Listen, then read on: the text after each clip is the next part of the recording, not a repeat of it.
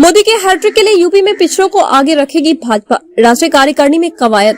यह कहावत बहुत पुरानी है कि दिल्ली की सत्ता का रास्ता लखनऊ होकर जाता है, लेकिन 2014 के बाद से भाजपा की लगातार जीत से यह सिद्ध हो गया है कि यूपी के पिछड़े और अति पिछड़े वोट बैंक को साधे बिना प्रदेश और केंद्र की सत्ता पर काबिज होना मुश्किल है।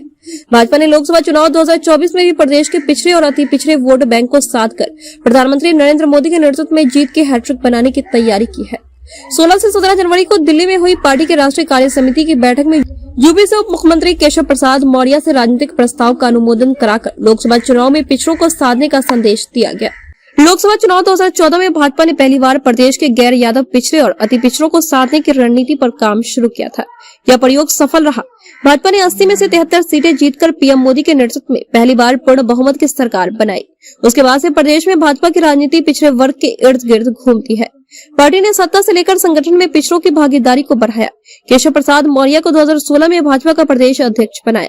पिछड़े वोट बैंक के बूते पार्टी ने 2017 में रिकॉर्ड सीटों के साथ यूपी में सरकार बनाई। लोकसभा चुनाव 2019 में भी सपा बसपा के गठबंधन के बावजूद पिछड़े वोट बैंक के बूते ही भाजपा 80 में से 64 सीटें जीतने में सफल रही। 2019 लोकसभा चुनाव में भाजपा के टिकट पर 2 दर्जन से अधिक पिछड़े वर्ग के सांसद चुने गए।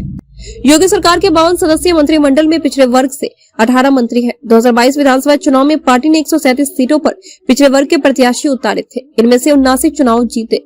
यूपी से प्रमुख पिछड़ी जातियों में जाट, शाक्य, राजभर, यादव, कुर्मी, निषाद, गुर्जर समाज नेताओं को राज्यसभा भेजा गया। राष्ट्रीय कार्यकारिणी की बैठक के साथ ही भाजपा ने लोकसभा चुनाव का शंखनाद कर दिया है। ऐसे में यूपी में जीत का सिलसिला बरकरार रखने के लिए पिछड़ों को साधे रखने का रणनीति अपनाई है। प्रदेश में पिछड़े वर्ग में केशव प्रसाद मौर्य को पार्टी का चेहरा माना जाता है। विधानसभा चुनाव में हार के बावजूद पार्टी ने केशव को उप मुख्यमंत्री बनाया है। इसके बाद विधान परिषद में नेता सदन की जिम्मेदारी सौंपकर उनका कद बढ़ाया है। अब राष्ट्रीय कार्यकारिणी की बैठक में केशव से राजनीतिक प्रस्ताव का अनुमोदन कराकर भी पार्टी ने यूपी यह संदेश देने की कोशिश की है कि पिछड़ा वर्ग पार्टी के केंद्र में है।